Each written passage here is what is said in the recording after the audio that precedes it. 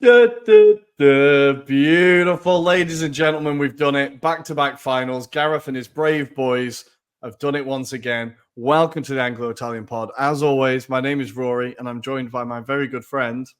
Adam, yes, England have successfully accomplished the imaginable in making sure that the Dutch will stop being singing or stop dancing to Links and Rice. But more importantly, Rory, how are things in Milan?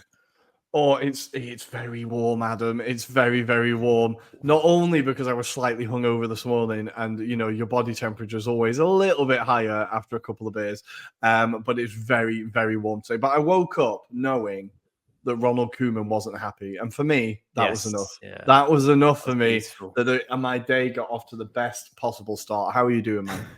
Yeah, very good. Very much, I think, somber mood here as well, because I think everyone's kind of starting to get a feel for the final. Like it's one more step to be achieved, but there's plenty of optimism on this side in the UK as well. So I'm sure we're going to relive all of that, as well as the Spanish and French encounter where we saw a certain 16-year-old come to fame, right? It was just incredible. It feels like a lifetime ago, honestly. And I was like having It to try and does. remember this game. It feels so long ago Yeah. after last night. But yeah, an incredible performance from Spain, less so from France. We will be talking about Mm. that. But of course, guys, we are going to start with England because you can't not start with England, right? It's just Yeah. incredible. I think to kind of get the ball rolling, let's talk about the performance and then we can talk about kind of Gareth and the legacy and stuff afterwards, I Sure. think. But what I found really encouraging about this was the first 45 minutes, basically. The first half was definitely the best performance England have had in this tournament, right? I think the Netherlands, beyond the goal from Xavi Simons, that was their only shot. I think it Hmm. was obviously there was a bit of sloppy play there, but despite not creating many clear cut chances, we absolutely dominated the game. We had them camped in their half basically the entire game, and I think Foden and Bellingham, they were exploiting the gaps really well between the Dutch defense and the Dutch midfield, and they just had so much time to play with. And I think it was just a really encouraging, dynamic, energetic performance from England. When you're so late in the tournament, it's kind of not what you expect. And you look back and you kind Mm. of go, okay, maybe the not aggressive, and this is all like hindsight's 2020, right? But maybe the not aggressively pressing in the first three group stage games, maybe that's paying off now, right? Maybe there is a bit more energy in the tank because we weren't going hell for leather in those first games. That's a very optimistic way of looking at it, I realize, but I think we saw there that a team that's played a few extra times still had plenty of energy there, and the Netherlands just weren't able to deal with it. How did you feel about the first half performance? We can talk about the key moments. The Simons goal, Foden actually turned up in the tournament. Hmm. That was nice to see. How did you see the first half? Initially, I thought the Dutch played well for the opener in particular. I thought they actually pressed quite well.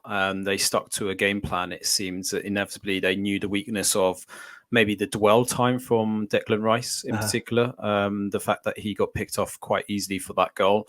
And I think had it not been for Depay's injury, potentially we would have seen a different dynamic to the game in that first half in particular. Because I think what Koeman kind of started to realise was that they needed to nullify that England midfield, as you alluded to, that the fact that both Bellingham, Mainu were kind of starting to run at them, and there was nothing in between sort of the defence and the midfield. I did feel, however, the Dutch did have moments where they started to go in between kind of Declan Rice and that defence. And once they Mm-hmm. started running at the defence, I thought the defense were a bit shaky on occasions, and it needed some solidity there. And I wondered as the game went on, I wondered whether Gareth Southgate was going to maybe bring on someone like a Sam Gallagher or like an Adam Wharton just to Okay. stop that threat. Just because I felt like, especially going into that last 10 minutes, I felt Minu started to look like he was getting tired because he was doing a lot of running, Yeah, and that yeah. was more kind of trying to combat a lot of that pressure as well. Because although, like you alluded to rightly, I felt the Dutch didn't have a lot of opportunities on the night itself. What they did quite well was they got into advanced positions, they draw fouls, which inevitably meant that there was the threats from set pieces. And I think Mm-hmm. that's probably the element that the Dutch will be frustrated is that they didn't make more of those set pieces and potentially be a bit more clever, because I think it was inevitable that they were going to ensure that the likes of Van Dijk or Wout Weghorst were the kind of key target man. But you kind of saw them resting with other players, and I think they got really vilified, or they started to get more aggressive and losing their focus at points during that kind of tussle. From an England perspective, like you say, Foden, I thought had a impressive and better game in that respect. I thought, had his chance gone in, we could have been talking about potentially a different result in that respect. But yeah, I think there were some impressive performances. Kieran Trippier in particular, I thought was really good in that first half, and probably that was the game plan that Gareth Southgate kind of told him, is like, run as hard as you can on that side, because Luke Shaw is going to come in on that second half. I think he probably told him that's the game plan. That's what I'm planning to do. I want you just to run them as hard as you possibly can. But equally, Kyle Walker on the right-hand side, I thought had his best game of the tournament as well. Definitely. Much better from his perspective. I think there's still question marks about Kane. I know going into the final, and we'll talk about it maybe later, whether he's going to be the first choice. But yeah, you can see he's not there. He's not right. And I understand why Southgate persists with him, but it felt like he should have done something earlier in that game. However, credit where it's due. He got on Ollie Watkins for his first appearance in the tournament, and he did exactly what he needed to do, which was stretch it paid off. Defense. It paid off, right? Well, before we go to the second half, we need to talk about the kind of key moments in the first half, I suppose. So obviously you alluded to it. Yeah. Declan Rice definitely should have been stronger there. I think he's slightly unlucky, but he definitely should have been stronger there. Xavi Simons shouldn't be able to get the ball off him there. But also he had acres of space to run into. Now, obviously I'm a little bit protective of Declan Rice, but there was so much time for him to run in there. And I think incredibly well hit goal. I think anybody criticizing Pickford for not quite getting there is kind of really nitpicking. I think that was a really well hit shot. But obviously, everybody who's not English at the moment is screaming, what about the penalty, right? Now, UEFA kind of made a rod for their own back here by appointing this referee, right? So obviously he has a past of match fixing. But I was reading about this, kind of the history of it. He wasn't the referee of that game. He was an assistant referee. And it wasn't him that he didn't make a decision. It was that he was told to be quiet about something. And afterwards, he came out and kind of exposed the story, right? Now, obviously, the issue here, as well as being involved in any form of match fixing in the sport isn't great, obviously. But what UEFA shouldn't have done is put him in charge of a game where Jude Bellingham is in it, because Jude Bellingham obviously was quite vocal about him in the Bundesliga. And it means that the ref, there must have been a moment in his head where he was like, if I give this, what happens? If I don't give this, what happens? And I think there's just that slight seed, maybe subconsciously, of doubt that comes into his head that maybe affects the decision. And this is all through UEFA's doing, really. It's quite easy to not pick that guy for this game. It's very easy to not pick that guy for this game. That being said, I thought it was a penalty, and that's not just me being biased. It's because the law that they've changed, they said if your studs are up in the box in a position that could injure somebody, that's a penalty. As Ian Wright said, anywhere else on the pitch, that's a free kick. I understand that the threshold should be a little bit higher for a penalty, but I wasn't massively surprised when he gave it. I wasn't like, oh, we've got away with one there. But the reaction I've seen online has been like, well, yeah, it's been ridiculous for me. I can understand it's contentious, but I don't think it's an absolute clanger like where that AFC Ajax account on Twitter, his head is still on Mars. Like he's just going crazy. Sure. How did you see it? I think it was just in the Premier League, you see that given without a doubt, I think. I actually didn't think it was penalty initially. I just purely because I've seen kind of those sort of challenges before. I think we kind of brush it aside. We think it's just the player's momentum that goes into that position. But as you rightly allude to, it's the directive that is for this tournament, which basically says in that position, if a player's foot is at a certain height, showing studs, and also is deemed as not being a conclusive like tackle or block or whatever it be, and it makes contact with the opposition player, then it should be a penalty. The other point that I would allude to is also, as you allude to as well, the referee is German. And it's a good point by Raphael Honigstein is that German referees traditionally would always give that as a penalty anyway. Okay. So from his point of view, he didn't see that being much of a controversy because from a German perspective, they see it quite regularly in the Bundesliga, that if there's that kind of element of incident in the box, then it's normally given as a penalty. So I think it's just a shock in the sense that the circumstances, how it happens, maybe at first sight, it didn't look clear and obvious. Look, the other point is that I think people have kind of alluded to the fact that VAR may have missed the initial contact of Saka's hands on the ball. I can't say it conclusively, but it does appear like his hand is in a position where he's trying to get it out. It may have brushed his hand. Unsure on that one because all I see is an angle where it's behind his back, so I can't really see it. And I've not seen a subsequent kind of angle that kind of suggests that it definitely hit his hand. So I stand to be corrected if that is the case. But I suppose and this is the interesting bit, VAR decided to intercept because at that very moment the referee hadn't made that decision. He felt that it was just a chance that had gone wide and it was kicked over. Kane obviously is rolling on the floor, and this is where potentially VAR has intervened. So it's an interesting dynamic. I felt overall, look, it's a penalty. You just accept it. You have to go by the letter of law. But personally, I wouldn't have given it. But that's just in the essence, I suppose, of how I used to play football rather than the actual rules of the game. Well, and they've changed the law heading into this tournament, right? I think if it's given against England, I'm annoyed, but I'm not like pulling my hair out screaming, if you know what I mean. I'm annoyed at Kyle Walker or whoever it is for putting his foot in that position. I do think, though, booking Dumfries for it is extra harsh. I think it's definitely booking and putting their wing back on a yellow card so early in the game is pretty harsh. That was obviously the key moment of the game. Big moment for Harry Kane. Steps up, scores it. Thank God. I did notice no commentator was like, when every time Saka takes a penalty, it's like, is he going to miss it? Is he going to miss it? No one mentioned the France one for Kane, which I thought was quite interesting. But just relieved that he scored it. Great penalty, got the job done. And all in all, I think the first half for England was just fantastic. I thought it was just like really, this is what we want to see, right? And you're heading in. I think realistically, we could have been 2-1 up before the break, right? As you said, Foden hit the corner. The post. Dumfries clears one off the line, right? Like there's a few chances there where I think overall, I don't think anybody could argue that England didn't deserve to be in the lead at that point. Then we head into the second half. As you said, Koeman is forced into the substitution with Weghorst. Now, this is something I find interesting because a lot of the complaining I've seen about the referee has been in terms of that decision for the penalty. Obviously, it's a big moment.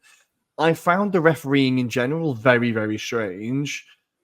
Weghorst, I'm not sure how he was still on the pitch. There was a few fouls there that for me should have culminated in 2 bookings. So I think if you're going to complain about the poor standard refereeing in favour of England, you need to talk about how it was in favour of the Netherlands as well. The moment that made me laugh the most was when John Stones turned around to him and was like, "What are you doing?"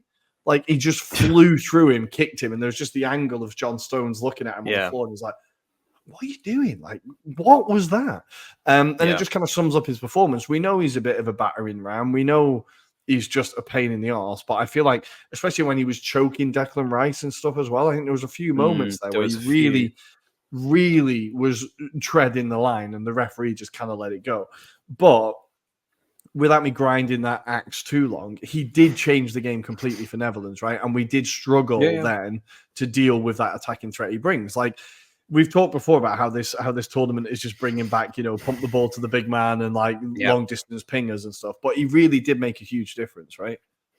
Yeah. I mean, look, he's more of a direct threat. If you started this tournament thinking that Wout Weghorst would be the key man for the Netherlands, even the Dutch fans didn't think that was possible because they didn't really favour him. They didn't see necessarily his place in that squad. However, he's won the hearts of the Dutch national side and their fan base because of the fact that he's become this super sub that scored goals. His return is, in terms of effort, is massive as well. he definitely changes the dynamic. And I think that's the element of surprise with Wout. At an international match where it's a knockout round, you want someone that's going to offer you something different, and that's certainly something that they can play into. And yeah, like you say, I think obviously his physical threat was a huge kind of persistent annoyance, I suppose, especially in those set plays as well, because you could see the wrestling that was taken, but as you allude to, him and Declan Rice at moments. If it wasn't Declan Rice, it was John Stones. But yeah, it was one of those that I have to agree. I think he got away with a few of those decisions.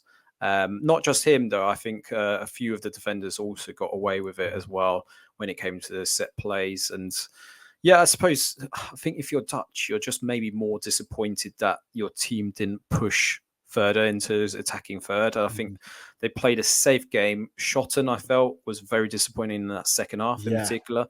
He got away with a lot of poor passes, or if it wasn't poor passes, it was just general fouls. It was general fouls. He got away with one against Foden as well, where it was quite clear he'd done a foul on Foden, got him onto the ground, and yet the referee gave it as a free kick to the Dutch. So there was moments like that. But yeah, I think generally the Dutch have only got themselves to blame. Personally, I saw there was a weakness in that Poland game. If Poland were able to, make the most of it, I didn't really fear for England. I felt they had the better quality out of the two sides. And inevitably, I think if you look at the quality of the bench as well, there were match winners for England versus the Dutch. I felt the Dutch, they played a stronger side as they could. But yeah, I couldn't really see how Koeman was going to inspire anything different than the result that they actually achieved on the night, Rory.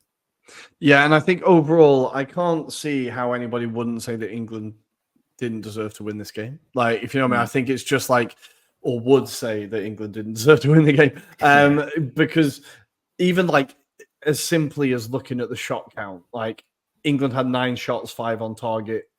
The Netherlands had 7 shots, 2 on target. Like I understand they hit the post a few times, maybe once or twice, right? They hit the crossbar from a header, but I think England completely deserved this game. And like you, as the game went on, not only when now I thought my life had peaked when Bukayo Saka scored that goal for it to be cruelly ruled out. I thought my life had peaked, but at that point, I thought, yeah, if any team are going to get a winner here, it's going to be England. Like it felt like we were starting to, even though that Bukayo shot was the first shot since the goal, like we didn't create any chances. It felt like the momentum was going that way, and as you said, the players coming off the bench, England had a little bit more artillery in that sense.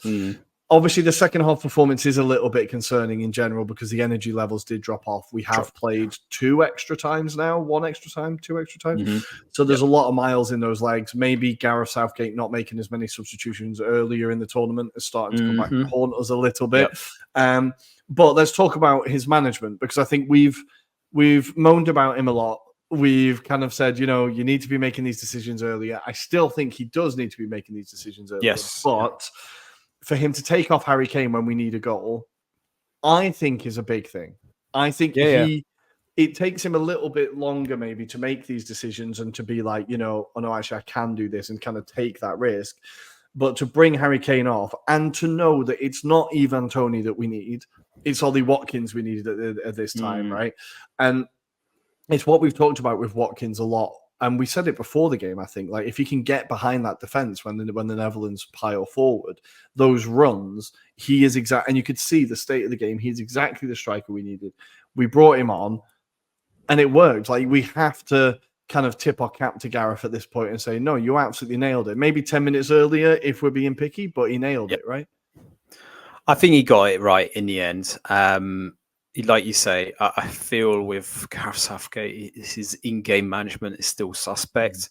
And I wonder if that will come to bite him in the arse if a similar scenario happens in the Spain game, because I think the Spain game is going to be a completely different dynamic.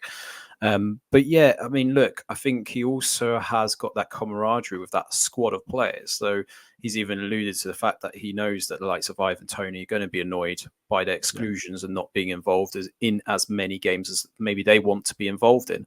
But they've all played a crucial part at some point in this tournament. And it goes back to that kind of feeling that he's instilled into this squad. So he's definitely got a group of players that he's kind of seen as you're going to play a part. It might not be initially, it might not be for the whole duration of it, but you will play a part at some point. And I think what you can see in particular for that goal was the likes of Lewis Dunk and how happy they were. And I know that being an Englishman, they would have been so proud of it, but you can see how they were just getting and just inspiring the rest of the group of players that were on the pitch to just go and push it even further. You saw even with the substitutions at the very moment when they scored, how much it meant to the whole group and how much they were so pleased for those that were coming off as well. You have to credit Southgate for that and the way that he's gone about it. It's taken some time. I still have my flaws in terms of his in-game management, and you, I think he should be making changes. Personally, I would have gone with Ivan Toney personally, but look, I've got to give credit for the fact that he gave the confidence to Watkins, and Watkins did that amazing turn. And that was typical Watkins of what we've seen this season, right? It's just that goal is one of the best England goals of all time. I'm like having it just as a finish, and before you even get to the context, as a finish, that is a outrageous finish. For that turn, and just he had to get it exactly fucking right at that angle on the post. It's just the perfect finish, perfect moment. I think it's just Ollie Watkins is a player I really like. Obviously, we've seen him tearing it up in the Premier League. Yep. You can imagine, as you said, how frustrated he's been, and just I think he played 20 minutes against Denmark. That was it, right? He's not really had much in the tournament. But for him to come on and have that instant impact, even Cole Palmer as well, the Chelsea fans are going to be screaming at us if we don't mention him. But that's a great pass. And not even an outstanding pass, but at that time in the game, we've seen England pass backwards a lot, right? And sidewards a lot, but he didn't. He looked up and he went, okay, I'm going to put it there, right? And I think just that little bit of bravery in that moment to find the player, put it exactly where he needs it.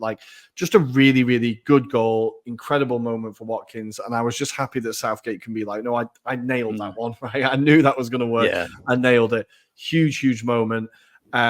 And then, as you said, the atmosphere on the pitch, I feel like Ramsdale's just become the number one cheerleader at this point. He's celebrating with all the players, he's the first one there. But this is if you talk to Wales fans about their run in the 2016 Euros, right? Or you talk about the Greece team or whatever, it's all been about the atmosphere in the camp. It's all been about people who like each other, who enjoy each other's company, who want to work hard for each other. And that will get you, even if you don't have the same talent as the team out there, it will get you that little bit more, right? It will get you that. And England are finding these moments. We've not played that well, but we've had a last-minute overhead kick. We've had Bukayo Saka genius, and now we've had the Watkins goal here. This team keep finding moments, and we've got that individual quality that can just get us over the line.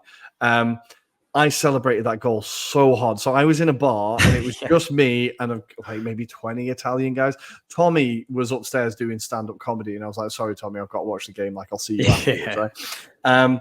I went so mental, especially for the Bukayo Saka goal. I felt like a bit of a lemon afterwards. I was just sat there, everyone looking at me and I was like, oh, I've got to get another beer with it.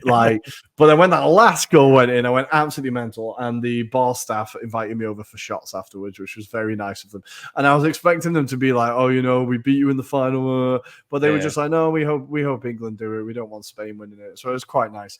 It was a really, really nice, fun evening. But let's talk about Gareth Southgate for a little bit, I suppose, because we need to talk about his record in tournaments now, because he's by far England's most successful, behind Alf Ramsey, he's by far the most successful England manager. You cannot argue with his record. He's got us to 3 semi-finals, 2 finals now. He's really, it might not be fun, but he knows how to get through tournaments. And if you're looking at a country who we like to think that we've achieved a lot more than we have, and we all remember watching England in the 90s and the 2000s and the 2010s when we were routinely getting knocked out in the round of 16 group stages, maybe the odd quarterfinal. You can't deny that he has transformed at least the level of expectation in the country, or made the performances match the level of expectation. I think maybe is more accurate. we all know it's the end for him. What really happens now, whether he wins it or loses it, I think it's time, we move on, find someone else. Like, it's a natural time. But we have to look at like the impact he's had on the England national team. It has been incredible. It's been transformative. Mm-hmm. Yeah. I think you have to kind of look back to the context of when he first took over that squad to now, and you can't deny he's instilled a confidence within that team now, and it's actually looking like a exciting England squad now for futures to come. So we're talking beyond this kind of tournament as well. Whatever Southgate does decide to do is going to be an interesting kind of transition, I think, for England as well, because I think obviously what we've got is someone that buys into the ethos of culture. Whether the next man is going to be directly similar is going to be a hard one to achieve. And I think it all depends on the type of manager that they decide to bring in. But yeah, I think he's grown along this process as well. We have to remember the context of he managed maybe less than 100 Premier League matches prior to the appointment. He was instilled as the under-21 coach and took this on as a caretaker role. The players like him because of his philosophy. They like him because he's been with that group of players. He's been an ex-pro himself, so he knows what they're going through. He knows what pains they've gone through as well. Don't forget the abuse that Gareth Southgate faced when he missed a penalty in Euro 96. So he's got a lot of those life experiences that he can resonate with the players. And I think, he's an interesting person, isn't he? Because he divides opinion within the fan base. Even in this tournament, I think it's fair to say, for everyone that's been saying how brilliant, England have managed to get themselves into the final, there were the same fans a few matches ago that were like shouting and probably demanding for his head. And that's the funny thing. Yeah. But I also think that criticism is still valid. Like that criticism, you can't now look back and be like, "Oh, we made the final." So, because I've seen a few people being like, "Oh, maybe it wasn't that bad." No, it was pretty bad, right? It was pretty bad.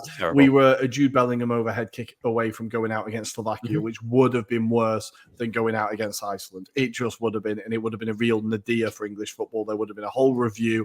There would have been like root and branch reform. Like it would have been a turning point in English football, right? And Jude Bellingham goal saves that, right? So I think all that criticism is still completely warranted. But when you're in tournament football, no one in Portugal gives a shit about how badly they played in 2016 when they won it, right? No one gives a shiny shite, right? They won it. They've got the trophy. Go fuck yourself, right? And I think the tournament football, that's what it's about. We were talking about it on the WhatsApp group, and I was like, you've got 3 games that define your career, and you've got no time on the training pitch. Like, it has to be a little bit, pragmatic and fucking let's just get through this, right? But in terms of who comes next, I hope they stick with the same philosophy. I hope they don't go with a big name manager. I hope they try and go with, someone who knows the system and kind of, because this whole thing is holistic, right? The whole thing is supposed to be, these players since they were 14 years old or whatever, and you now bring them to their peak. So I hope they kind of stick with that. But I don't want to talk about him going before the final because we've still got a bloody final to play, Adam. Exactly. We've got a final to play. Yeah. I'll save it for the final chat. Final chat. Do we have anything else to talk about? Any other points you want to talk about in this game? I obviously wanted to praise Saka a little bit because I thought it was fantastic again. But any points you want to talk about?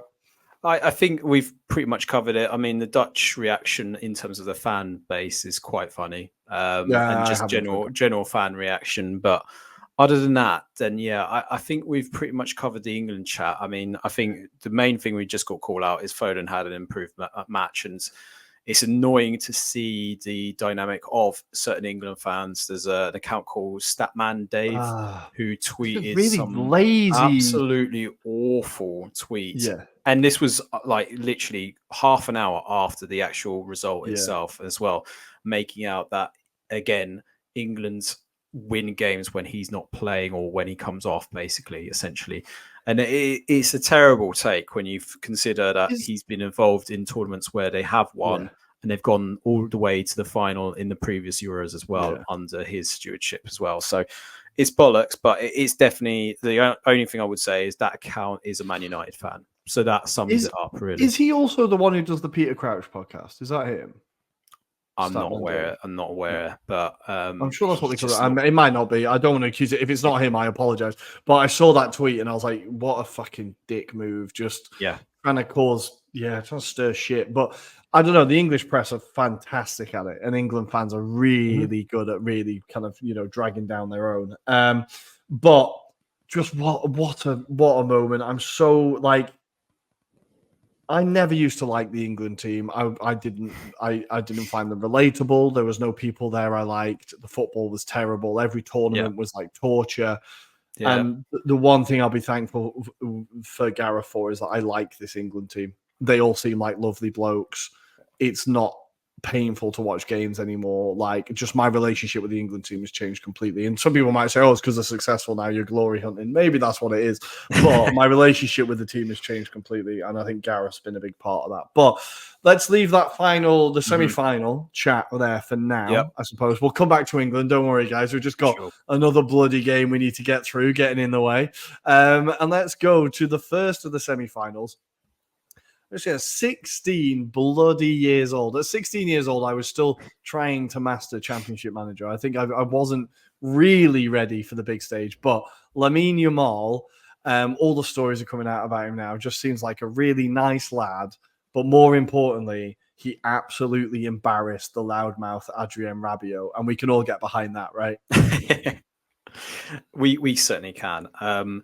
It has to be said, it was broken translation in terms of what Adrien Rabiot actually meant. But unfortunately, the sentiments had already kind of gone. No, don't defend him. Don't defend him. No, I'm not going to defend him because I'm not a fan of Adrien Rabiot anyway. But all I would say is France turned up at the wrong moment. So what I mean by that is they actually started to play a bit more compelling football in this particular match, although they were shaken up by the return by Spain in particular. Look, they take a great lead initially, great move by Mbappe on that left-hand side, setting up Colomwani, great header. Unai Simon really lost. And you can sense that Spain don't know. They've not been used to that. And that's the element of, look, I don't think Spain have been bad at any point during this tournament. They haven't had a bad game. They don't really know how to react in these instances. So look, you're expecting maybe France to control the tempo, the way Deschamps is set up. He's got Tchouaméni alongside Rabiot, and you've got Kante as well. But they're lost. They are literally lost by the fact that Rodri, Fabian Ruiz, they dominate it alongside Dani Olmo. And that superb take by Lamine Yamal, I mean, we'll be purring about that for years to come, but it's the birth of a superstar. Because although we've been talking about his credentials in the build up to this game anyway, he took that maturity, and you saw it during the game. Like, even when he drew the foul late on as well, where he gets himself yellow carded, that is a sense of he's grown up as an individual, and he's someone that Spain and Barcelona are going to have to protect as much as they can, because he could be a monstrous player in the years to come. But also we have to talk about Dani Olmo's close control, well taken effort as well. And I know technically it's a Jules Koundé own goal, but technically for me that's an Olmo goal, because that was destined to go in the net regardless of Jules Koundé getting a foot onto it. And boy, did that change the momentum, because France were shell-shocked then, and I think they struggled. They just literally, Rabiot, the man that gave the beef ahead of this game with Lamal, he's the one that steps off him when he does the curler. But even in the moment where Dani Olmo obviously takes that great control, is Tchouaméni, who is just behind the play. He's behind it. He doesn't know. And unfortunately, that is all down the kind of feet of Deschamps. Deschamps has played this football. It's been turgid. We expected France to play like this, unfortunately, but he's only got himself to blame. And I suppose I'll pose this question. Do you think, as a French fan, as much as success he's brought to the actual national side, do you think it's time for a change? Because I think there's a certain Zidane who's waiting in the wings, and I think he probably gets more out of this squad. I think this style of football only works while you're successful, right? People will only tolerate this football when you're winning, right? The second you stop winning, this style of football really becomes important, because then people are, okay, what are we watching here? You've got the most gifted squad in the world. Like, what's going on here?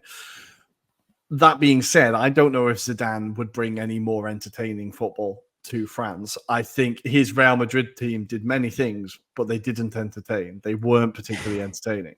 So I think obviously Zidane is sat waiting for this job. I think I read today that the French, the FFF or whatever they're called, have decided that they're going to stick with Deschamps. Honestly, I'm surprised. I thought it felt like a bit of a natural parting of the ways, kind of like Southgate with England, where it's like, okay, thank you, but you came close in the last World Cup, but this one was a little less like flattering. There is someone who's kind of, he's not going to hang around forever. But what I just found really disappointing with France is just, as you said, the style, just the lack of any attacking intent. Like, this was the first game where, now obviously Mbappe had his issue with the mask, and I think psychologically that probably had a bigger issue than actually physically, you feel me? But especially the start of the game, as you said, it looked like he was really up for it. It looked like, okay, Mbappe is going to bring this. He's going to single-handedly kind of grab this game and take them through. Obviously, it wasn't to be, but it was the first kind of a bit of attacking kind of purpose I saw from France at any point in the tournament. But then again, as you said, the second Spain scored, they completely collapsed. And France's strength this tournament has been defensive solidity, right? Not many teams have scored against them, but it just all left them. So I think there's many questions there for Deschamps. I think that he needs to figure out that midfield and settle with a midfield, because I think this starting Rabiot and then just throwing Camavinga on when it's not working, or like, starting Tchouameni, but then, throwing on and Kante or whatever. I think if you haven't got that settled midfield, the rest of the team around it just can't quite be built steadily. Right. And I think so he really needs to figure out that midfield. The defense will basically look after itself. Honestly, I think that's one of the best defenses in the world. To kind of just stick with that, right? Even Maignan, that incredible tackle was just unbelievable. Now he managed to tackle, win the ball, pass it. But he needs to figure out that midfield, and then how to get the mode, like what the striking plan is. Like, what is the plan for the striker? Because Mbappe kind of, he doesn't really like to play through the center, right? He prefers to play out wide. He sees himself as a winger. But when your options are, and I will die on the hill that Kolo Muani just isn't that good, right? But when he's one of your options, you've got Thuram, who had a decent season at Inter, but that's his first real like breakout season. Sure. And then you've got Giroud, who's off to LA next year. Like, they need to. It's weird how no matter how gifted a nation's squad is, there's always an Achilles heel. And for France, it just feels like they don't have a striking option at the moment. So that attack and that midfield just needs addressing, because I think just the second they started going forward, it all kind of was a bit uninspiring. And then we do also have to say they're up against the best team in the tournament, right? Like France, Spain have hands down been the best team in this tournament. They fully deserve to lift the trophy. They have embarrassed basically every team they've come up against in just the levels that they've shown. So you kind of think, okay, fair play, France. Like, if you know what I mean, you've not gone out to England or Slovakia, right? You've gone out to the team that look like they're going to lift it, right? So the players that stood out for me, let's talk about the Spain performance, because I really, really, really enjoyed this performance. I think they're just the beauty of the football they play. I want to talk about Fabian Ruiz, because I feel like he's not being talked about enough for the impact and the role he plays in this game. Now, one of my favorite people, JJ Bull, who does a lot of the athletic stuff, right? He described him as the guy who you play against at like five-a-side, who is by far the best, but doesn't like to show it, but then will every so often just run past everyone. And you're like, whoa, this guy's fucking unreal. Like, he just does everything incredibly competently, but then does that, like, there was like a little back heel flick that was completely unnecessary, but utterly beautiful. And the amount of times he just beats a man or finds that key pass. I think if I'm Pep Guardiola and I'm looking at, and I know they're quite a different style of player, but if Kevin De Bruyne is going to Saudi this year, looking at that Rodri and Fabian Ruiz partnership, I'm going, can we get him from PSG? Can we tempt him from PSG? Try and get that partnership in my midfield? Because those two players, the relationship they have, And this is like, again, something we've talked about in international football. It's really hard for players to get relationships with each other, right? Because you don't play together that often. Yeah. So when you do get players that just seemingly naturally have a very good connection, that midfield just completely dominates everyone else's. And then you've got Danny Olmo dropping in, who I've said it, I do think will end up at Man City. He's got Man City written all over him, I think. Then you drop him into it, and that's by far the best midfield in the tournament. I think no wonder France's midfield looked exposed. Look who they were up against, right? Like, yeah, true. Three incredible players. Yeah, no, definitely. I mean, I've appreciated Fabian Ruiz when he was in Napoli. Yeah. Those days, I've always felt that there was a player there that was exciting. And when that summer that he transferred to PSG, there was a lot of fans that slated him and said, he's just a mercenary, not interested in playing football. And his start to PSG didn't necessarily go swimmingly either. He had a few poor performances.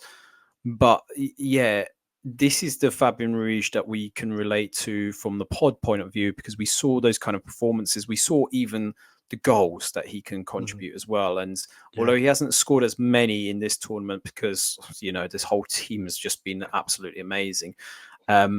He is a scary prospect. I still think, though, there's elements of the game where potentially, and we'll probably talk about it in the preview, I think there's an element that obviously he's reliant on Rodri to do a lot of the hard work. And if he lets the ball slip, which is very rare, there's an opportunity that England could counterattack as well.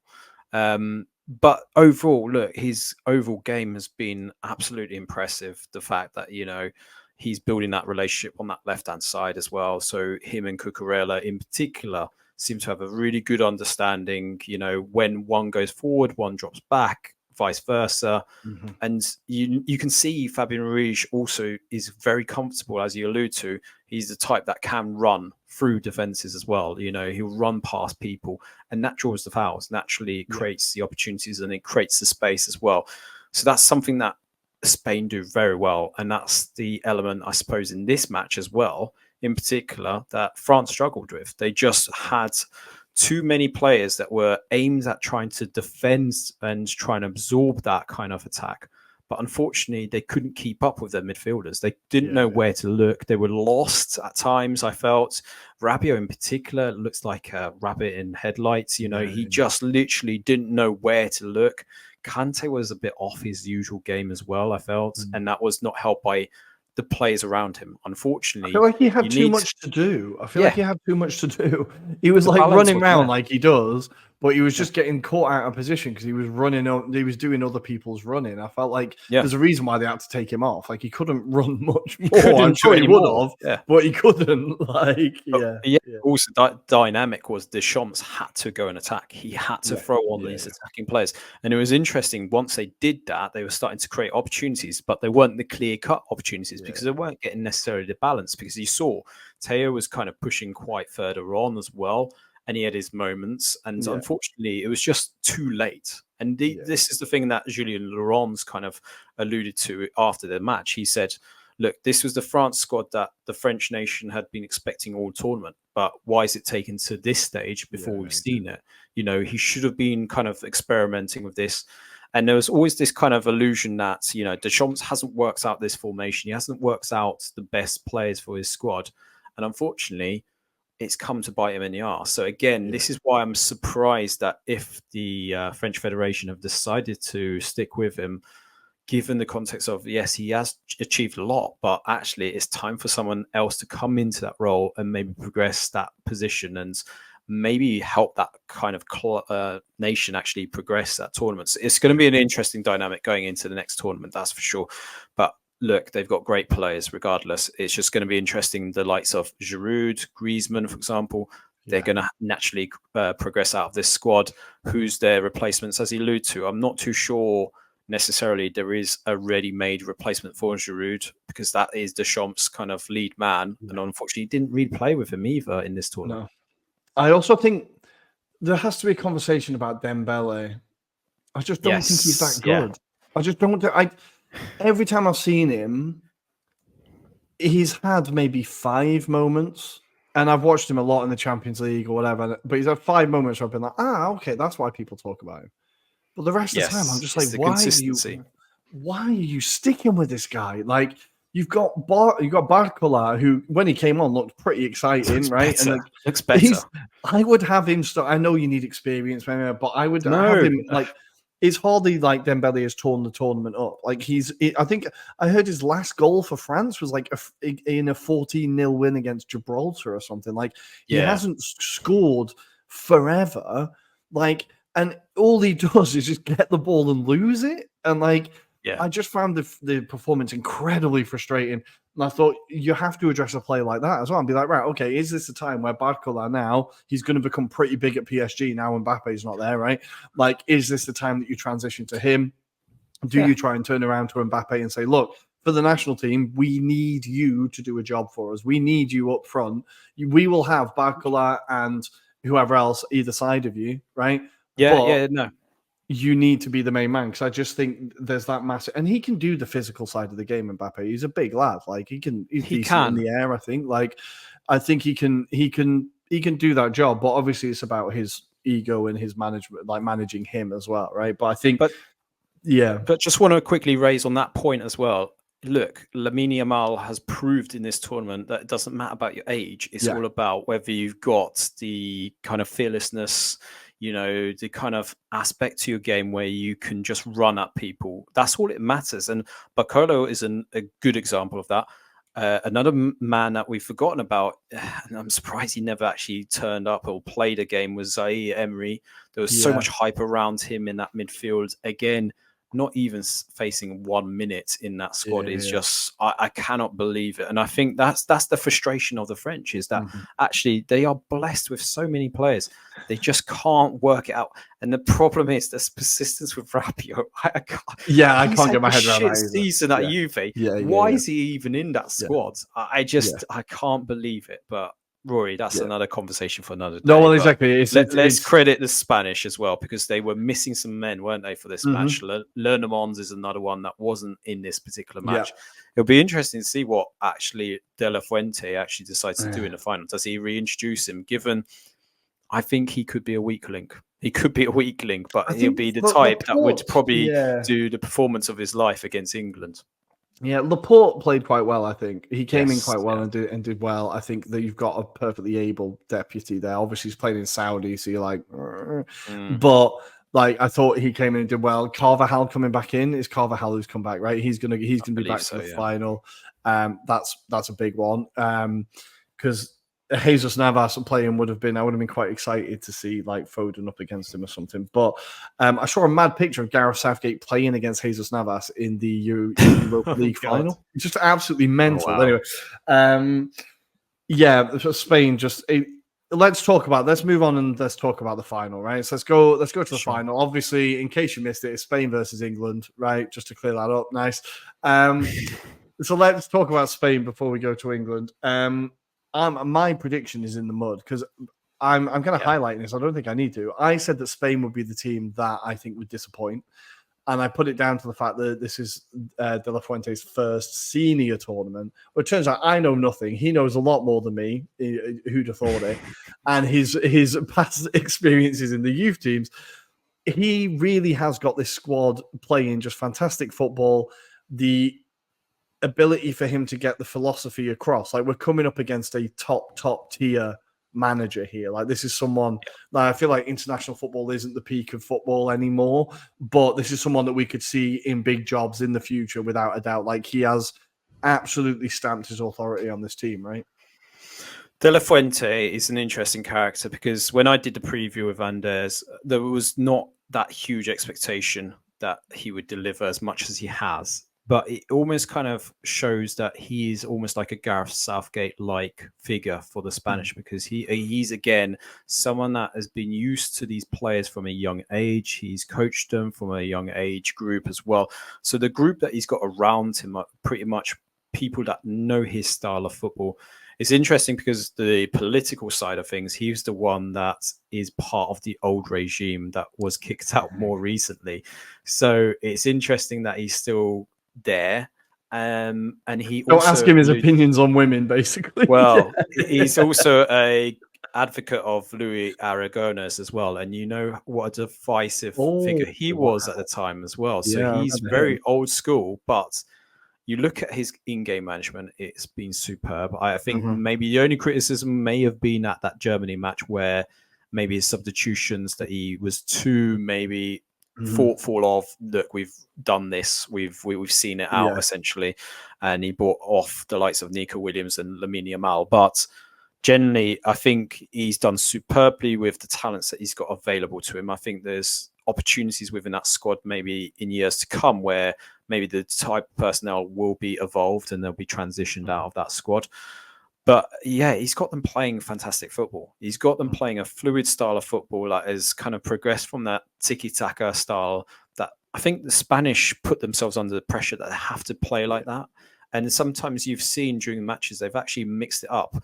The fact that you've seen more complete Morata performance, for example, in this tournament as well, I think he's not getting enough credit in this squad No. because unfortunately, the players beside him or behind him are doing all of that. They're taking away the plaudits from him, and he's doing superbly in that system. But just when you look across that board of the players that they've got available, you can poke holes at some of them, but generally, as a team, they play superbly and Yeah. they're well coached, well drilled.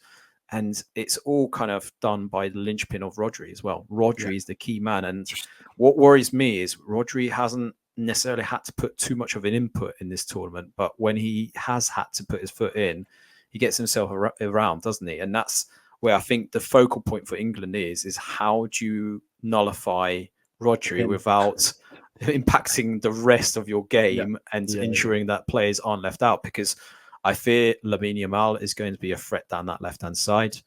On the right-hand side, Nico Williams is going to be an interesting one to contemplate. But like we've said, Fabian Ruiz is a good one.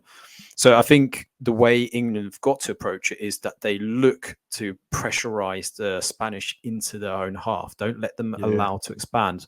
If there was anything that was learned in the group game against Italy is that if you allow them to dictate the play, they are going to pin you down in your half, cause the errors, and they will pick off you player by player. Di Lorenzo looks scared against Nico Williams, and unfortunately, it's going to be, I think, it's going to be one of those where you have to be probably pragmatic to get a result against this Spanish side. And it'll be the element of making sure that set plays are played out quite well as well. Go on, Rory. Well, no, this is something. Yeah, I think. Look, we're going to have less possession. Right? We're going to be camped in our half quite a bit. I think. Mm-hmm.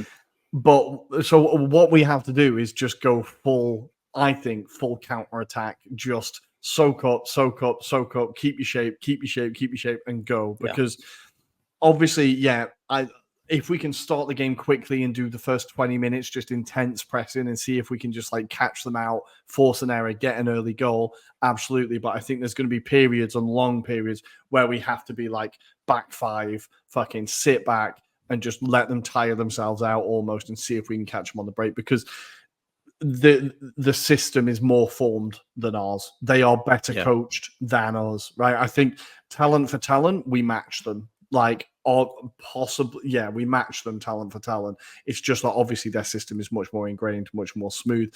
So I think we have to kind of obviously adapt to them. The key areas are, as you said, Rodri. I believe it's just going to be Declan Rice's job to sit on him, I imagine. But it's going to be a big test for Mainu. I think so. He's been fantastic. All his performances have been great. But it's going to be a big test for him to try and impress his personality on the game and still make those progressive runs, still try those passes when you're going to be coming up against a Fabian Ruiz, right? So I think our midfield is going to be tested massively. It's because Rodri is the best footballer on the planet at the moment. Like, all round, he's just the best footballer on the planet. Yeah. Like, every team he's in seem to win things. It's not a coincidence, right? So I think that midfield is going to be massive. I was encouraged about Saka against Cucurella, right? I was thinking, okay, I saw Saka against Cucurella this year, and it was not fun for Chelsea fans. But Lafuente has turned him into a functional left back, and he's doing a fairly decent job. Yeah. So you think, but I still think there are opportunities for our wingers to exploit their wing backs, because Cucurella and Carvajal is a great player, great professional. He's getting on a bit. If you can run at him, maybe that can make a difference. So I think we need to make sure our counterattacks are concise and quick, right? And this is what worries me now, is that Harry Kane, if I see one more ball go across the box that he is not there to get on the end of, I'm going to lose my mind, because Saka has done it plenty of times. We've seen him from Trippier on the left as well. Like, these balls have come across and there's just no one there. And what I don't understand is, like, Harry, if you're tired, right, if you're not physically fit, you don't have to drop back. Just make what you do, just concentrate on being that focal point up front, because we've got everything. We've got runners that covered, right? Yeah. We've got Bellingham and Foden who can play the passes. We've got 2 number 10s. We don't need a number 3, right? If you can't run, don't try. And I do believe he's just not fit. Like, I think his back injury is just like, and I think it'll probably come out that he's had injections for every group game. Exactly. It's going to be like Lineker in '92 when it turned out he had hepatitis C or whatever it was, right? And everyone was slagging him off. Like, but if you can't run, just be that guy in the box, because if on the counter attack we do get these opportunities, we're going to need him there where he can sniff out that space in the 6-yard box and get it over the line. So I just think, 100%. And this is now obviously it's not going to happen, right? There's no way Gareth Southgate doesn't play Harry Kane in the final, right? If you've got that thought in your head, get it out of your head, because you're wasting your time, right? But if it's not going well, I hope that Southgate now has the bravery to pull him off after 60 minutes, to say, you know what, this isn't working. Harry, I'm sorry, but we've got half an hour here and we need to get this done, right? So I think maybe him doing it in the 80th minute in the semi-final leads to him being brave enough to do it a little bit earlier in the final, because I feel like we're going to need that presence in the box, and Ollie Watkins is quick enough to keep up with the counter-attacks, right? He's quick enough there 100%. To be like, he can keep up those runs. If the game evolves to the point where we're in the lead, maybe there's a bit of time left, bring on Ivan Toney. He can hold up the ball. He can win he can win fouls. He can be that guy that relieves the pressure. So I just hope that Gareth Southgate makes those decisions early enough in the final. But I think there is a slight weakness in that Spain defense. And I've never been massively impressed by Unai Simon. I still think he's a little bit shaky as a goalkeeper. So I think when we test them and when we do get forward, we will get opportunities. I just think we obviously have to deal with their midfield and attack, which is the issue, right? 100%. I think overall our back three, like you said before, Kyle Walker was a lot better in the semi-final. That's the best performance he's had this tournament. John Stones has been John Stones. He's fantastic. And Mark Gahey, to be fair to him, like, Crystal Palace fans have been screaming from the roof for years how good he is. And it's annoying for them that now everybody's aware of it, right? But he's been absolutely fantastic. And they seem to have a really good relationship between them. So I think that back three, they're going to have the work cut out. But I think, touch wood, they can deal with Morata. It's just Williams. It's Williams and Lamar, isn't it? So I think it's Saka and Shaw are going to have to really be bombing up those lines. Like, I think Shaw's going to start over Trippier now, right? I think Shaw getting 45 minutes in his legs, that's leading up to him getting a starting spot, You would anticipate it, but I wonder personally if he will do the same and go 45 minutes and then bring Shaw, just because if you think about Lamine Yamal, if you get a fresh pair of legs that can sustainably keep up with him, all you've got to tell Trippier is just don't let him go. Don't just stick with him. Don't You've got 45 minutes and you're off. 45 minutes, literally 45 minutes. Run as hard as you can and just ensure that you block every move that he does. And if you have to get yourself yellow carded, you get yourself yellow carded because all I want you to do is just ensure that he does not have any influence on the game itself to ensure that he passes it sideways, etc. What I was going to pose to you is if we were to name the expected 11. My kind of counteracting thought here is: do we introduce Adam Wharton into the mix? Not in a final. Not in a final. No, you would want him in a final. Not in a final. I'm not throwing in someone for their first minutes of the tournament in a final. Not a chance. The way I look at it, you spoke about moments. There's one player that can break up the Spanish midfield. There's someone that can just get those tackles and just pass it on to someone else. When you've got willing runners on the counter-attack, it might sound really audacious, right? But hear me out. I feel there's an opportunity here where You got someone that is just on the roll of just breaking up the play. That's all he's got to do. Then you introduce someone like a Mainu or someone like that, 60th minute mark, to then ensure that they've got a bit more pressure on them. But that's my side thought on that one. I'm starting Mainu. I'm starting Mainu every day of the week, and I think I'm having Declan Rice alongside. I'm not saying Mainu, by the way, has had a bad tournament. No. Join him, but I think there's a counteracting thought here. I wouldn't be against moments. Yeah, I wouldn't be like, I'm disappointed Wharton hasn't seen minutes. Definitely disappointed in that. And I think, again, if we're somehow in the lead and we need to break the game up and we need a bit of muscle in midfield or whatever it is, yeah, absolutely throw him on. But I'm not starting anyone in a final who hasn't been playing consistently in this tournament, to be honest. And I think Shaw has just squeezed in the minutes for me to be like, I'd start him. Like, and it's only because he played 45 minutes and the fact that extra time was a possibility. It means that they think his fitness is at that level where he can do 70 minutes, he can do 75 minutes. So why not do 90? But I do like the kind of the Trippier for 45 and Shaw for 45 kind of idea of just, we have to just give your energy for everything on that wing. Because literally. I also don't want to lose focus on Nico Williams as well. I don't want to spend the whole time thinking about Yamal and then we forget that Nico Williams has also been arguably one of the players of the tournament, right? You don't forget about him either. Sure. It's going to be really, I don't know if it's going to be a fascinating game. I think it's going to be one of the worst 90 minutes of my life. But I think there's something in me that the footballing gods, like if this was Football Manager, right? Or if this was football in general, right? This is football. Yeah.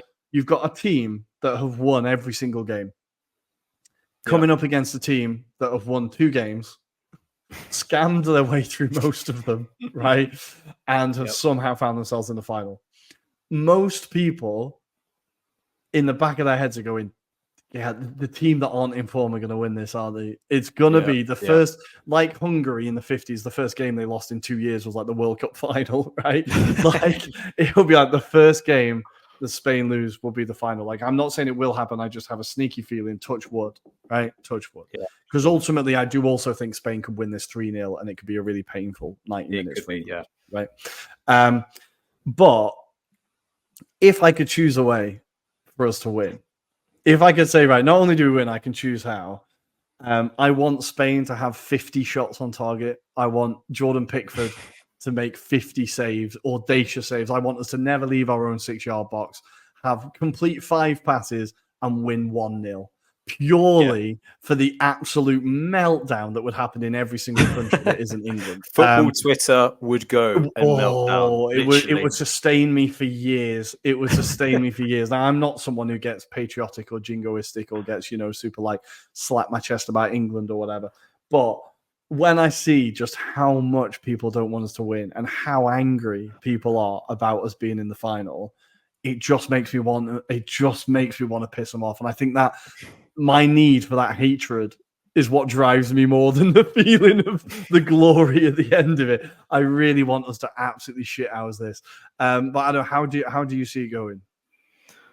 It's going to be a tough game. I think potentially 45 minutes is going to be a dull game, if I be brutally honest. I think there'll be moments for Spain potentially in this game. But yeah, I think England are going to be very pragmatic. They understand the challenge that they've got.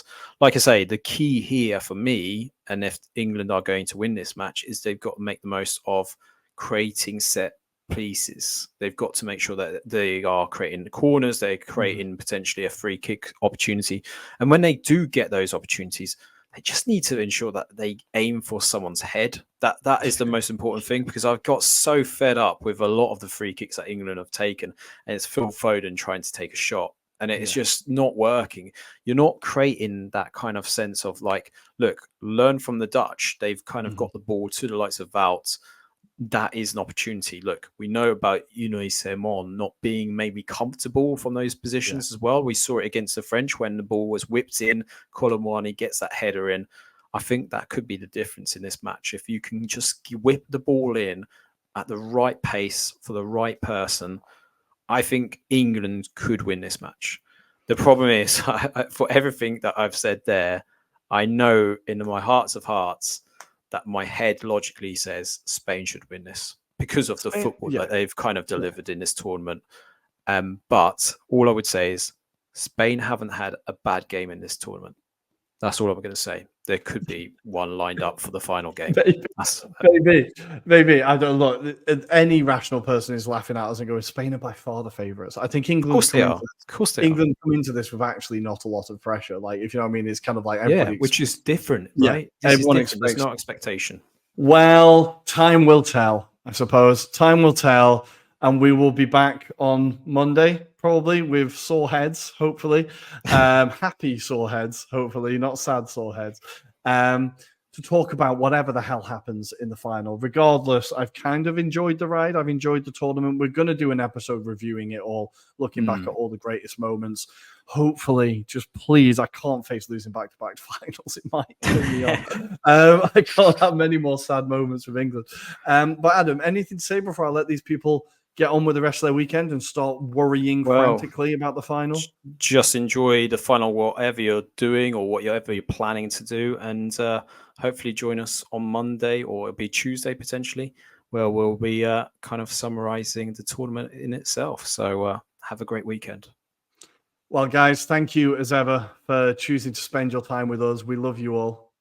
You can find us on Twitter at Italian Anglo Pod, on Instagram and TikTok at Anglo-Italian Pod. You can find us on YouTube. You could be watching us on YouTube right now as we speak. Hit the like and subscribe button.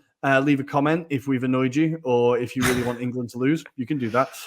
If you're listening on podcast, just give us a cheeky rating, give us a follow, subscribe, all that. It would mean the world to us, and it might soften the blow of the England loss if we see, the subscriptions going up. Definitely. That might soften the blow a bit. So you'll be doing it for our mental health, and that's important. So thank you, guys. This ending is taking a very long time, so all I'm going to say is we'll see you next time. Come on, England. Ciao. A dopo. Ciao, ciao.